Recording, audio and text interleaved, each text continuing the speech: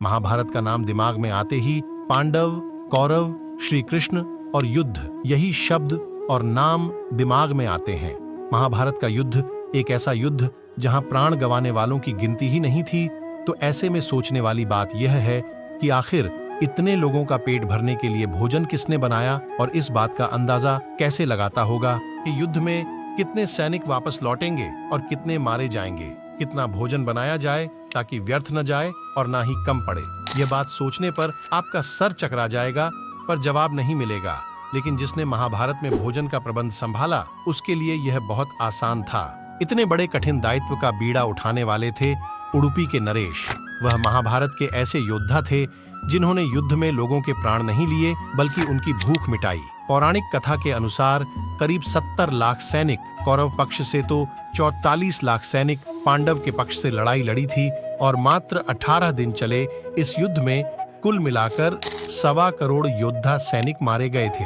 महाभारत के युद्ध को सही मायने में हम दुनिया का प्रथम विश्व युद्ध भी कह सकते हैं, क्योंकि उस समय शायद ही ऐसा कोई राज्य था जिसने इस युद्ध में भाग ना लिया हो। उस काल में आर्यावर्त के सभी राजा या तो पांडव या तो कौरवों के पक्ष में खड़े दिख रहे थे। हम सभी जानते हैं कि सिर्फ बलराम और रुक्मी ही 2 ऐसे राजा थे जिन्होंने न किसी पक्ष को चुना और न ही इस युद्ध का हिस्सा बने। इन दोनों के अलावा एक राज्य और ऐसा था जो कई प्रयासों के बावजूद युद्ध का हिस्सा नहीं बने। दरअसल श्री कृष्ण की घोषणा के बाद जब यह तय हो गया कि महाभारत का युद्ध अटल है, तो कौरव और पांडव दोनों ही पक्ष अन्य राज्यों के राजाओं को अपने पक्ष में मिलाने के लिए जुट गए। उस समय दक्षिण भारत के उडुपी राज्य के प्रतापी राजा को भी दोनों पक्षों ने अपने अपने समर्थन के लिए खूब बनाया, लेकिन वह नहीं माने। अंत में उडुपी राजा श्री कृष्ण के पास जाकर बोले, हे कृष्ण, यहाँ सभी युद्ध के लिए व्याकुल है, लेकिन किसी के मन में यह विचार नहीं आया कि दोनों ओर से उपस्थित इतनी विशाल सेना के भोजन का प्रबंध कैसे होगा। इस पर श्री कृष्ण ने कहा, महाराज, आपने बिल्कुल सही सोचा है। आपकी इस बात से मुझे प्रतीत होता है कि आपके पास इसकी कोई योजना है। अगर ऐसा है तो कृपया बताएं। उसके बाद उडुपी नरेश ने कहा, है कृष्ण, सत्य तो यह है कि भाइयों के बीच हो रहे इस युद्ध को मैं उचित नहीं मानता। इसी कारण इस युद्ध में भाग लेने की इच्छा मुझे नहीं है, किंतु यह युद्ध अब टाला भी नहीं जा सकता। इस कारण मेरी यह इच्छा है कि मैं अपनी पूरी सेना के साथ यहाँ उपस्थित समस्त सेना के भोजन का प्रबंध करूं।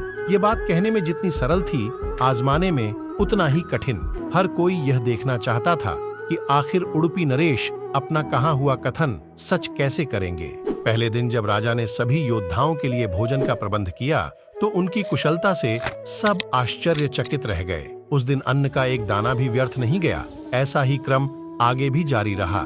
राजा के लिए समय के साथ ये भोजन बनाने की जिम्मेदारी कम होती रही, क्योंकि योद्धाओं की संख्या भी कम हो रही थी। सबके लिए यह बात हैरान करने वाली थी कि राजा कैसे उतने ही योद्धाओं के लिए खाना बनाते हैं जो युद्ध से जीवित लौट आते थे। उन्हें मारे गए सैनिकों का इतना सटीक अंदाजा कैसे लग जाता था, यह सवाल सभी को विचलित कर रहा था। अतः 18वें दिन महाभारत का युद्ध जब समाप्त हुआ, तो युधिष्ठिर अपनी इस जिज्ञासा को रोक न पाए और उन्होंने उडुपी नरेश से पूछ ही लिया कि वे इतनी विशाल सेना के लिए इतनी सटीक मात्रा में भोजन का प्रबंध कैसे कर लेते थे। आप ऐसा क्या करते हैं जिससे कि एक दाना भी अन्न का बर्बाद नहीं होता था। आपको रोजाना मारे गए सैनिकों की संख्या का सटीक अनुमान कैसे लग जाता था। इस पर उडुपी नरेश ने मुस्कुराते हुए कहा, यह सब कृष्ण की माया है। यह सुनकर वहां बैठे सभी लोग आश्चर्यचकित हो गए। तब उन्होंने बताया कि श्री कृष्ण को रात में मूंगफली खाना पसंद है और वह उनके लिए रोजाना गिनकर मूंगफली रखते थे। उनके खाने के बाद वह गिनकर देखते कि उन्होंने कितनी मूंगफली खाई है। वह जितनी मूंगफली खाते थे, ठीक उसका 1000 गुना ज्यादा सैनिक अगले दिन युद्ध में मारे जाते थे। जैसे कि अगर वह 50 मूंगफली खाते थे, तो मैं समझ जाता था कि अगले दिन 50,000 योद्धा युद्ध में मारे जाएंगे। उसी अनुपात में मैं अगले दिन भोजन कम बनाता था। इस तरह से कभी भी भोजन व्यर्थ नहीं होता था। श्री कृष्ण के इस चमत्कार को सुनकर सभी उनके आगे नतमस्तक हो गए। तो दर्शकों, उम्मीद है कि आपको आज की हमारी यह वीडियो पसंद आई हो, तो लाइक करके शेयर करें और ऐसे ही वीडियो देखने के लिए हमारे चैनल अवतार टीवी को सब्सक्राइब करें।